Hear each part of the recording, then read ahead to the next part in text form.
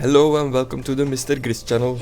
Today I just want to talk a little bit about the Tequatl The Sunless boss fight in Guild Wars 2. I've recently released a video about an attempt of killing the boss, which failed, spoiler alert, but now I just want to talk a little bit about the boss, since I think it's a really interesting fight with some great mechanics. So yeah, let's get into talking about the boss fight. So where to start? Let's start with the beginning. If you go onto Guild Wars 2, you can see in your little quest log thingy at the top right of your screen, you can see when the event is going on, even if you are not in the area of the event, which is really good. But you can be in an area and you can see like, oh, the event is going on, I'm going to travel to the Splintered Coast to partake in the event. Then you get there in the Splintered Coast and you're stuck in some random overflow world and there is no event going on, nothing. You're just there for nothing. So out of my experience, I found that it is better to go to the Splintered Coast and try to get into the real server world, let's say. So not any overflow, just the normal server. Try to get in the normal server. There you will find the most organized groups, since it's kinda chaos in the overflow. But I've also heard that there are some guilds that purposely go to an overflow to kill this boss, which sounds like a good idea actually. But if you're not doing this with an organized group and you want to find an organized group, I suggest you try to get into the normal world, not the overflow, because you will have a better chance of finding an organized group there. So once you're there, it ends up being a lot of waiting to get out of the overflow, waiting to get into an organized group, and waiting, of course, until the boss spawns, because nobody is ever sure when this boss is going to spawn. He's on a timer, but it depends when he spawned last time, so it's kinda confusing into knowing upfront when he's going to spawn. I wish he was more on a set timer, which I know would kinda be weird, because the purpose of these events are that it's random, that they can pop up at any time to make it feel more real in the world.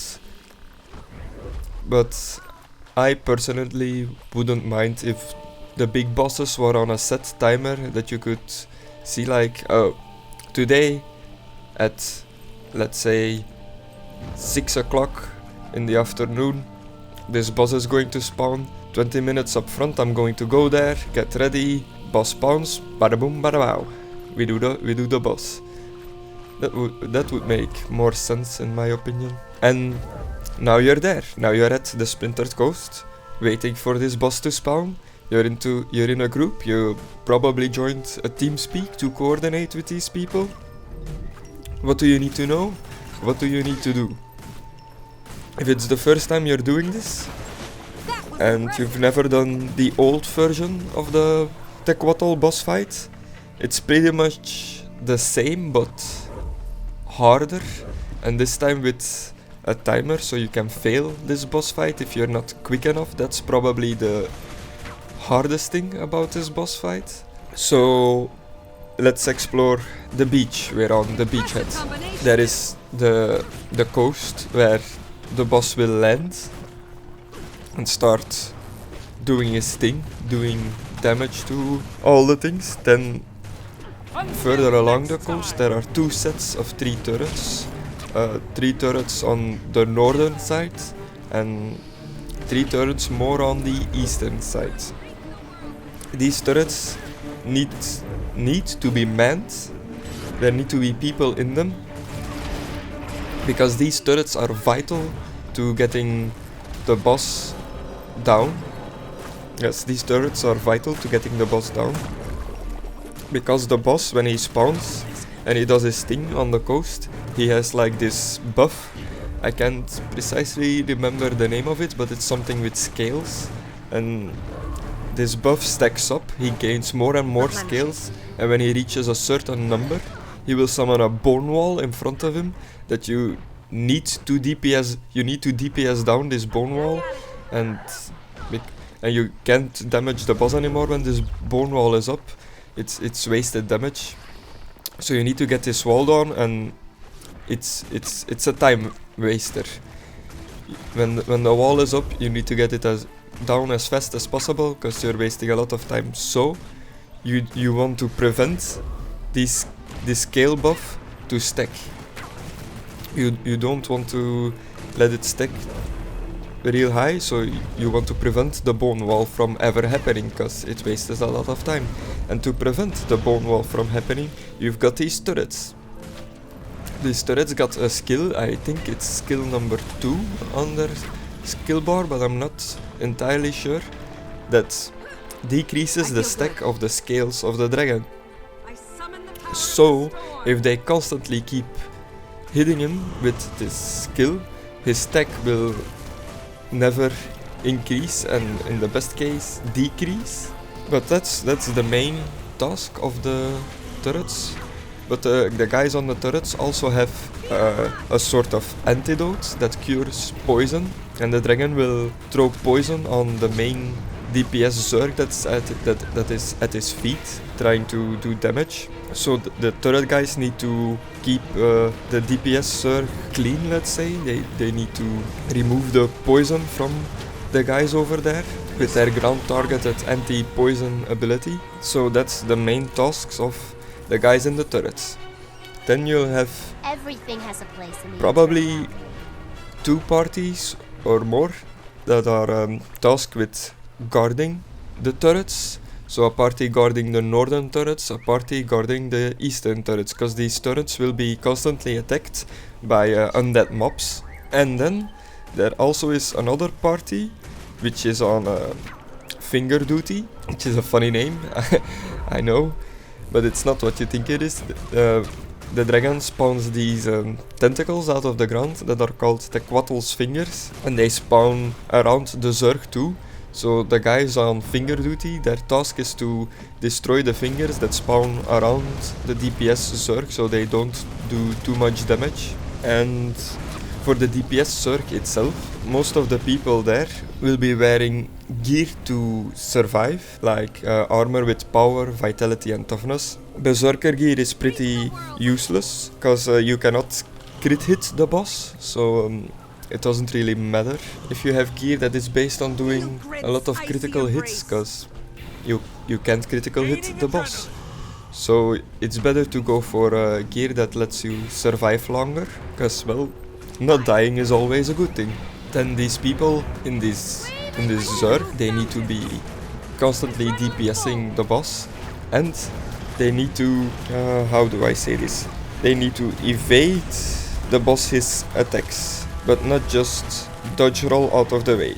So the boss will do an attack that he stomps the ground, and he unleashes a wave of water that forms in a circle around his feet and spreads out, and everything that gets hit by it gets washed away a little bit and loses a ton of life. And I don't know if you can dodge roll through the wave. I think you can't. I think I tried and I just got washed away.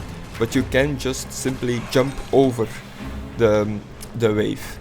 So when the boss does that attack, you need to jump over the wave. So you need to pay attention to that attack. But mostly when you're in a team speak with some guys, there will be a guy calling out when these waves hit. So that's the basic idea of what people should be doing.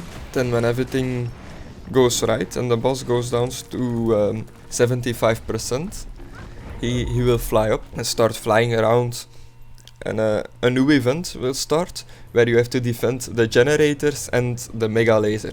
These generators are different corners of the Splintered Coast map. There is one to the north, one to the east and one to the west, I think. So they are in 3 totally different corners, and then in between them is the mega laser, a big ass laser cannon that will charge up using power from these generators to fire a big ass laser at the dragon.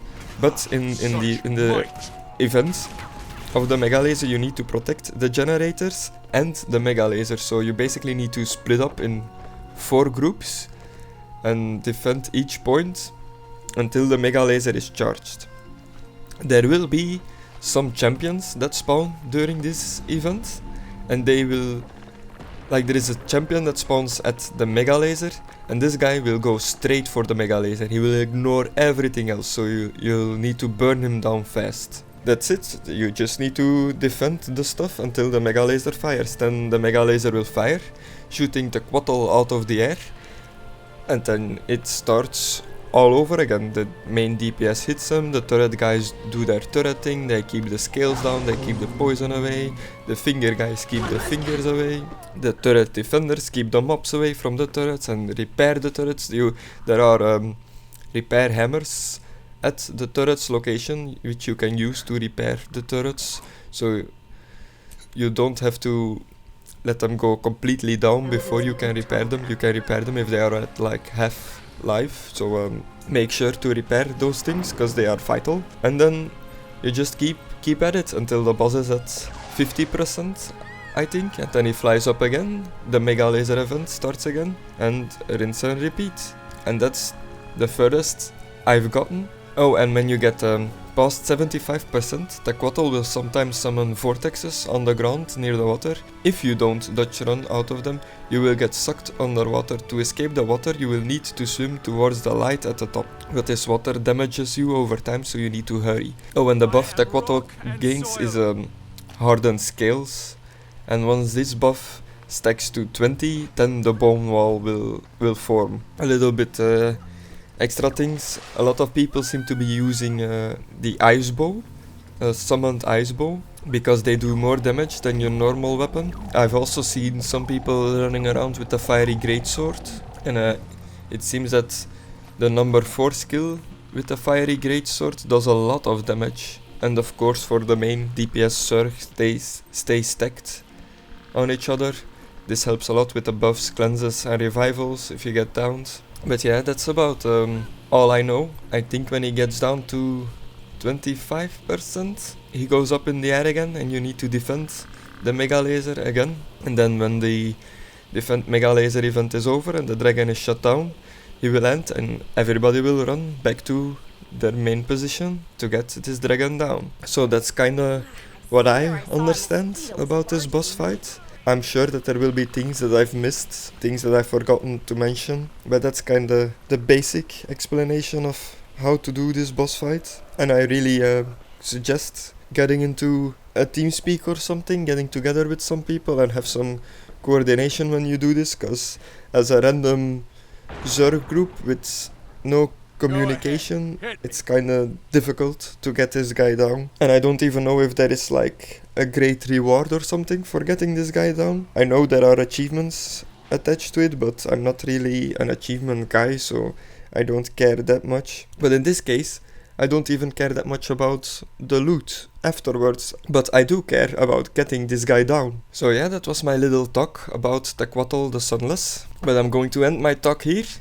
Make sure to let me know in the comments below if you yourself have seen this boss getting killed, or if your server has killed this boss before, and if you felt like it was a great accomplishment or just a waste of time. But that's it for this talk, so see you guys later. Bye!